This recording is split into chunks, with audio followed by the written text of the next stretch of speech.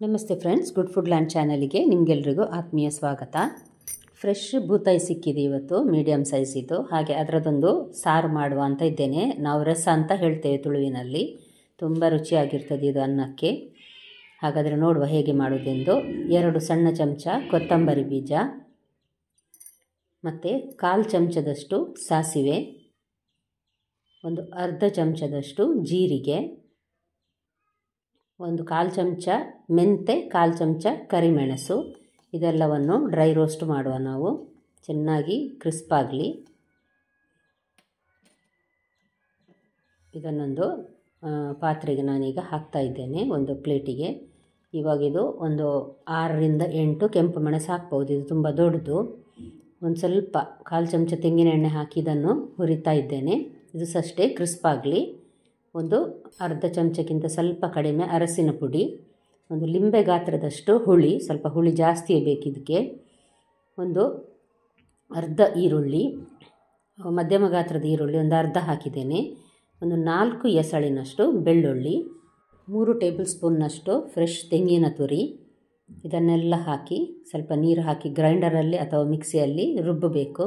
ಗ್ರೈಂಡರಲ್ಲಾದರೆ ನುಣ್ಣಗಾಗಿ ಒಳ್ಳೆಯದಾಗ್ತದೆ. ಸಾರಿನ ರುಚಿ ಒಳ್ಳೆಯದಾಗಿ ಬರುವುದೇ ನುಣ್ಣಗಾದರೆ ಮಸಾಲೆ. ನೋಡಿ, ಈಗ ಕುದಿಲಿಕ್ಕೆ ನಾನು ಇಟ್ಟಿದ್ದೇನೆ.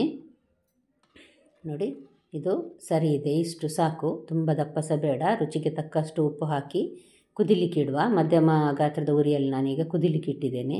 ಒಂದು 2 ಇಂಚಿನಷ್ಟು ಶುಂಠಿಯನ್ನು ಸಣ್ಣಗೆ ಕಟ್ ಮಾಡಿ ಹಾಕಿದ್ದೇನೆ, ಹಾಗೂ ಕಾಯಿ ಮೆಣಸು ಒಂದೆರಡು. ಖಾರ ಜಾಸ್ತಿ ಬೇಕನ್ನಿಸಿದವರು ಕೆಂಪು ಮೆಣಸು ಮತ್ತು ಕಾಯಿ ಮೆಣಸನ್ನು ಹಾಕ್ಬೋದು. ಈಗ ನೋಡಿ, ಕುದಿಲಿಕ್ಕೆ ಇಟ್ಟಿದ್ದೇನೆ ನಾನು. ಇದೀಗ ಕುದೀತಾ ಇದೆ. ಚೆನ್ನಾಗಿ ಕುದಿಲಿಕ್ಕೆ ಸ್ಟಾರ್ಟ್ ಆಗುವಾಗ ಇದನ್ನು ನಾವು ಮೆಲ್ಲ ಉರಿಯಲ್ಲಿ ಇಡುವ, ಲೋ ಫ್ಲೇಮಲ್ಲಿಟ್ಟು. ಒಂದು 2-3 ನಿಮಿಷ ಚೆನ್ನಾಗಿ ಕುದೀಲಿದು, ಹಸಿ ವಾಸನೆಲ್ಲ ಹೋಗ್ತದೆ.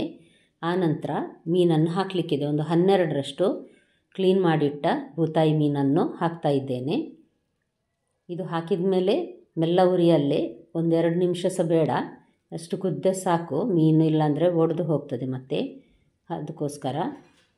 ನೋಡಿ, ಈಗ ಮೀನನ್ನು ಹಾಕಿ ನಾನು ಕುದಿಸ್ತಾ ಇದ್ದೇನೆ. ಒಂದು ಸಲ ತಿರುಗಿಸುವ ಇದನ್ನು ನಾವು ಈ ರೀತಿ. ತುಂಬ ರುಚಿಯಾಗುವ ಈ ಪದಾರ್ಥ ಒಮ್ಮೆ ಮನೆಯಲ್ಲಿ ಟ್ರೈ ಮಾಡಿ ನೋಡಿ ಫ್ರೆಂಡ್ಸ್. ನೀವಿನ್ನೂ ನನ್ನ ಚಾನಲನ್ನು ಸಬ್ಸ್ಕ್ರೈಬ್ ಮಾಡಿಲ್ಲ ಅಂದರೆ ದಯವಿಟ್ಟು ಸಬ್ಸ್ಕ್ರೈಬ್ ಮಾಡಿ, ಹಾಗೂ ಲೈಕ್ ಬಟನನ್ನು ಪ್ರೆಸ್ ಮಾಡೋದನ್ನು ಮರಿಬೇಡಿ. ಫ್ಯಾಮಿಲಿ ಫ್ರೆಂಡ್ಸಿಗೆ ಶೇರ್ ಮಾಡಿ. ನೋಡಿ, ಈಗ ಮೀನು ಚೆನ್ನಾಗಿ ಬೆಂದಿದೆ. ನಾನೀಗ ಗ್ಯಾಸ್ ಆಫ್ ಮಾಡಿದ್ದೇನೆ. ಇವತ್ತಿನ ಅಡುಗೆ ನಿಮಗೆ ತುಂಬ ಇಷ್ಟ ಆಗಿರ್ಬೋದು. ಹಾಗಾದರೆ ನಾಳೆ ಇನ್ನೊಮ್ಮೆ ಮತ್ತೆ ಭೇಟಿಯಾಗೋಣ. ಧನ್ಯವಾದ.